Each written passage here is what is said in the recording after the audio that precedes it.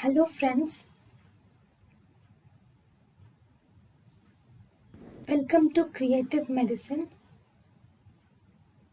In this lecture, we will learn about the most common presenting feature. So if you see the clinical features of the Wilms tumor. In the clinical features of the Wilms tumor can be divided into first in the clinical features the most common presenting feature of the Wilms tumor is asymptomatic abdominal mass or swelling is seen and it is mostly unilateral and here in Wilms tumor we will see that it is characterized or it is presented by a triad.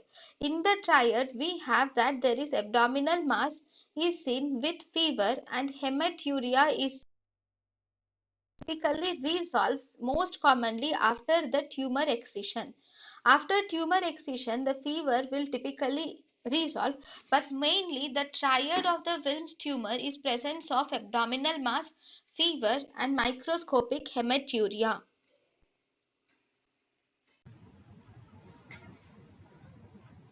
thank you and thank you for watching.